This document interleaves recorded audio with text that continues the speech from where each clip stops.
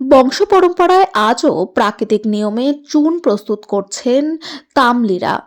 দক্ষিণ দিনাজপুর জেলার ব্যবসার প্রতিষ্ঠিত শহর গঙ্গারামপুর শহরের ১ নম্বর ওয়ার্ডের কাদিঘাট এলাকায় দীর্ঘ ১০০ বছরের বেশি সময় ধরে বংশ পরম্পরায় প্রাকৃতিক উপায়ে ঝিনুক থেকে চুন প্রস্তুত করছেন তামলি সম্প্রদায়ের ৫ পরিবারের সদস্যরা। এই সদস্যদের চুন তৈরি করে রুজি রোজগার হয়। এই তামলি সম্প্রদায়ের ৫ পরিবারের সদস্যরা ১৫ থেকে ২০ হাজার টাকা আয় করলেও গ্রাম থেকে ঝিনুক সংগ্রহ করতে যে পরিমাণ টাকা খরচ হয় তাতেই তাদের প্রায় সব চলে যায়।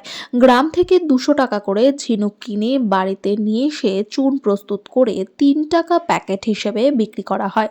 এই বিষয়ে চুন প্রস্তুতকারী বিজয় তামলি ও বিমল তামলি জানান, প্রাকৃতিকভাবে এই চুন প্রস্তুত করা এবং নানান গ্রাম থেকে নদীর ঝিনুক কিনে নিয়ে সংগ্রহ করেন এবং সেগুলো গাড়ি করে নিয়ে এসে সেখান থেকে চুন তৈরি করেন। এই চুন তৈরি করার কাজটিরও বেশ খাটুনি। ২৪ ঘন্টা ধরে বড় বড় উনুনে পোড়ানো হয়। এরপর চুন তৈরি করার শেষে তাকে ছাঁকনি দিয়ে ছেঁকে আবার তাকে জল দিয়ে রেখে ৩ ঘন্টা ঘোলাতে হয়। তারপর কাপড়ে ছেঁকে রাখার পর সেটি যখন আস্তে আস্তে জমতে শুরু করে তখন বিক্রির জন্য প্রস্তুত করা হয় এবং সেটিকে প্যাকেট করে গ্রামে গঞ্জে হাটে বাজারে বিক্রি করেন। এই চুন শুধুমাত্র পানে খাওয়ার জন্য বিক্রি হয়, কিন্তু বর্তমানে পাথরের চুন বাজারে ঢুকে যাওয়ায় তাদের ব্যবসা মার খেয়েছে।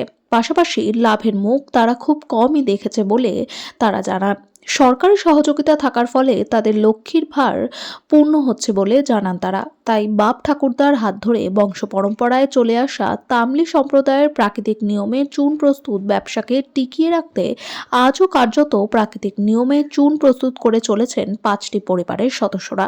তবে এই প্রাকৃতিক নিয়মের চুন প্রস্তুতের বিষয়টি যেমন লাভজনক তেমনি স্বাস্থ্যকরও।